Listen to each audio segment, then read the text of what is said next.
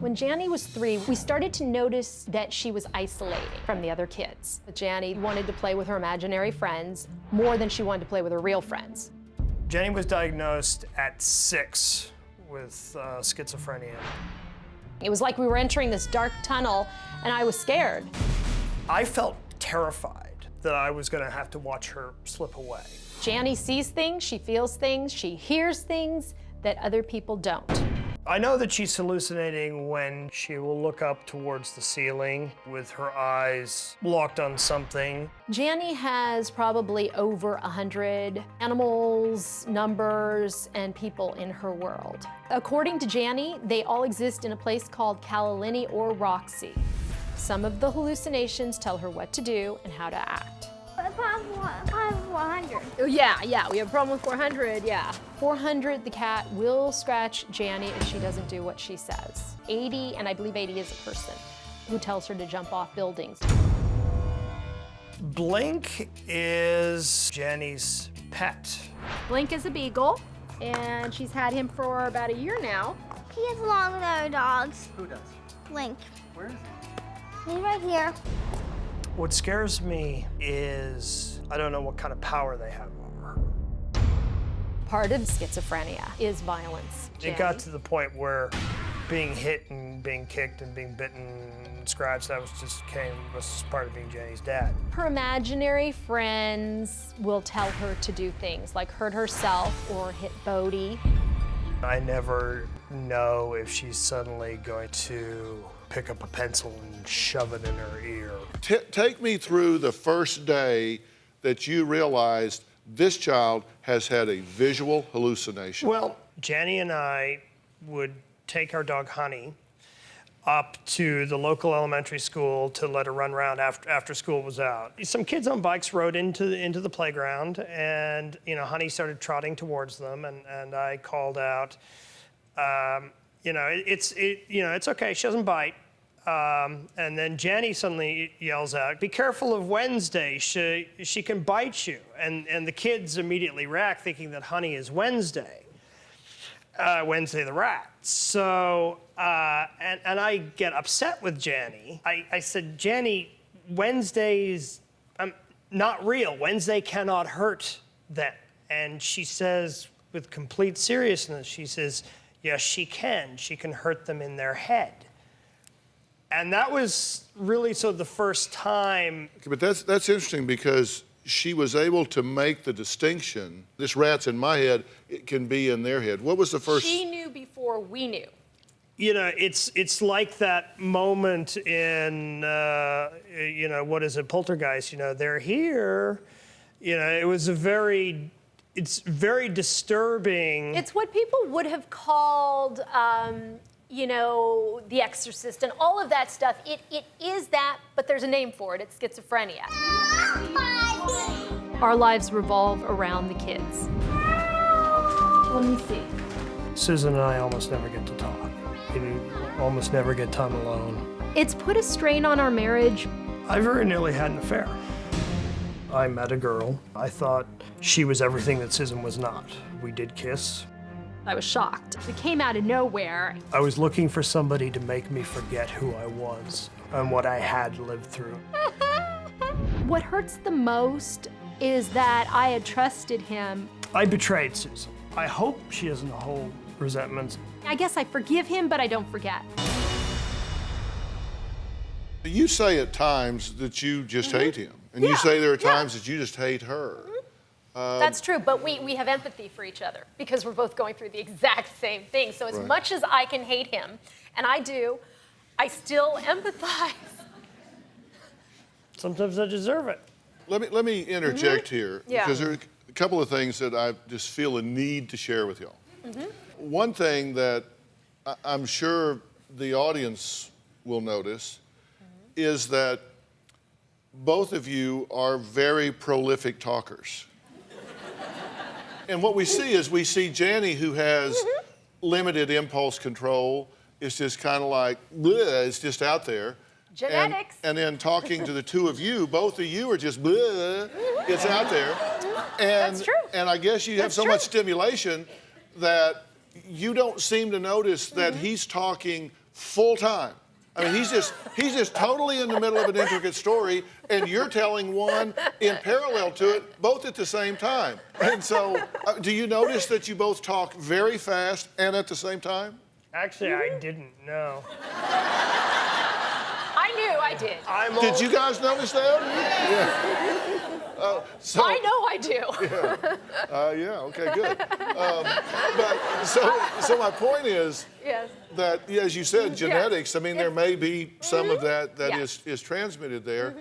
But on a very serious note, let me say to the two of you, it's a gift to the children if you commit to structuring a way that both separately and together you can have some time to recharge your batteries, because if you think you won't become emotionally bankrupt, if you think you won't get to the point where you just are burned out and have nothing else to give, Absolutely. you will.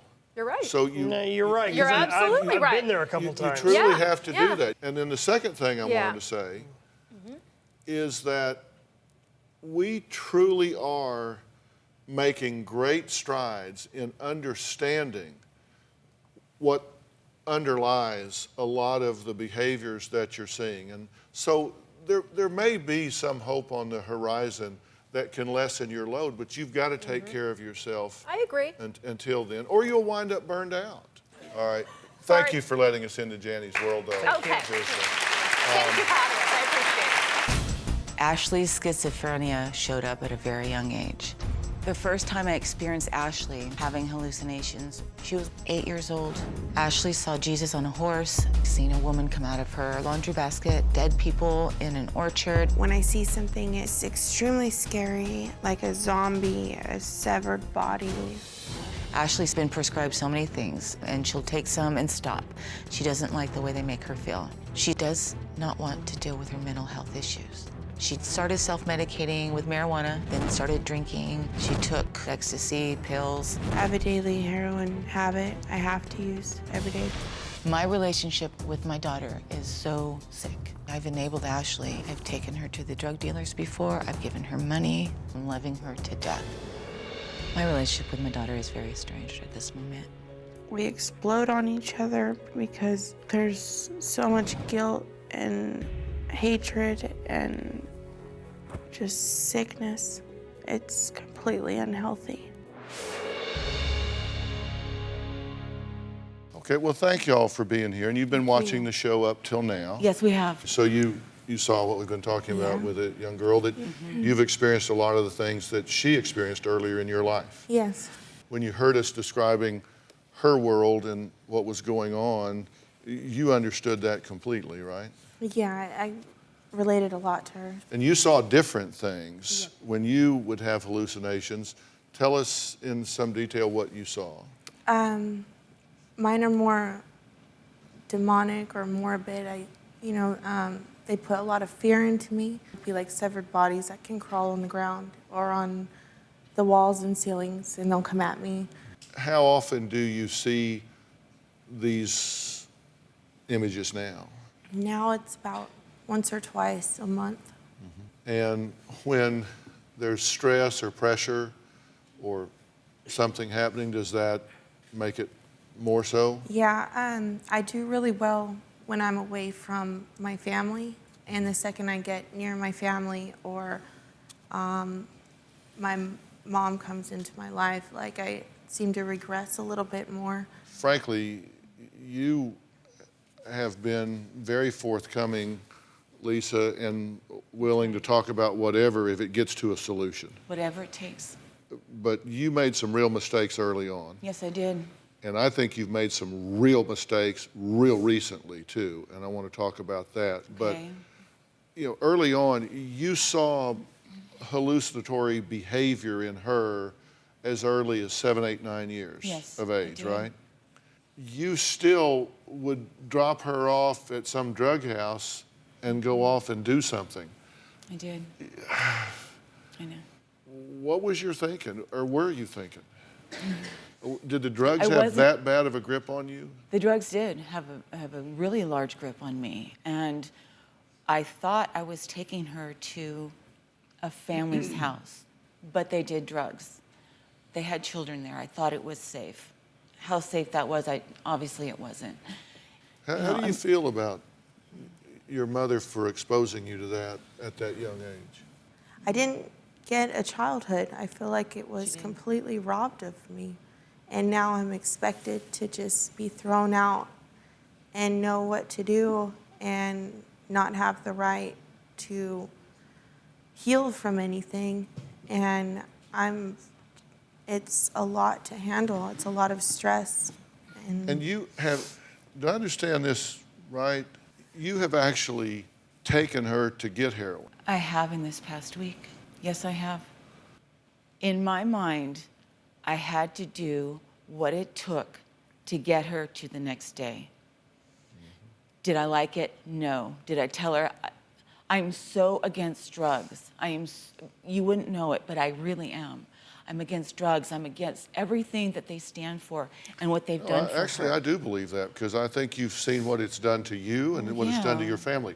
So you're saying you did this because you were afraid that A, she would go into a really bad withdrawal, Absolutely. B, she would run off, Absolutely. and you wouldn't be able to get her here, Yep. that the whole thing would spin out of control. Yep. So you were putting a Band-Aid on I this was. till you could get through that day, get her here, get something where you had a chance to do something worthwhile. I put aside my values and what I thought was right or wrong just to get her through. Emma's father got an emergency petition Right. to get custody of the child. Right. When you are couch surfing, when you're flopping in these drug houses or wherever you can find, where's your daughter? When I had my daughter, I was at my mom's house and I was fully there. So far, you've never taken her to some of the places your mother took you. Completely separate. Like I'm trying to break that cycle. Okay, but you do understand that you have an addiction to heroin. Yes. And you do understand that if you get backed into a corner where you are in withdrawal and that drug is calling you and you need that next hit, you need that next fix, that your ability to make rational decisions will be hugely compromised. Right. And you are subject to doing something and rationalizing it in your mind and putting your daughter in harm's way. Right. You get that intellectually. Yeah. Now, you know, oh, I would never do that. And you know you wouldn't do it now sitting here. Right. Like I know that. Have you taken drugs today? No, I haven't. When Today was the I last haven't. time you had heroin? Yesterday. And now you're going to go to court tomorrow Right. on heroin. No. No, That's yes. why I have Suboxone. Oh, but it'll be, listen, this is affecting your brain for a long time before you're detoxed. You're on heroin when you go there tomorrow. If you took it last night, you're on it when you go there tomorrow. see, yeah. It's in your brain, it's affecting you. Right. So you have a psychotic diagnosis and an addiction to heroin, and you're going to petition the court to turn your child over to you. No, I'm going to probably, I'm going to see what the mediator is going to put out on the table for me because right now I'm in the position and I want to get help. And I really understand right now, today, I can't take care of anybody until I get better. I know that now. Going to jail and doing this whole cycle, and it's insanity. And it's like insanity on top of insanity because I'm already not well. And to add everything on top of each other is just, it's not healthy for any 4-year-old. You know? If you want to be in that little girl's life long term, you need to straighten her mother out. You got nowhere to live. You can't even stay on meds regularly because you never know where you're going to be or what's going to be going on or whatever. And then you get addicted to heroin and that's calling you. We've got to start unraveling this. You need help and treatment for that, and I'm going to offer it to you. Would you like to do that? Definitely. Thank you so much. Like I didn't even know there was a place that offered all of that together. I'm really scared. Well, and that's okay. We're going to say goodbye here, then go backstage and let you just sit down and decide what you want to do and how you want to do it. Okay? Do you have a story or a question for me? Click the link in the description and tell me what in the world is going on.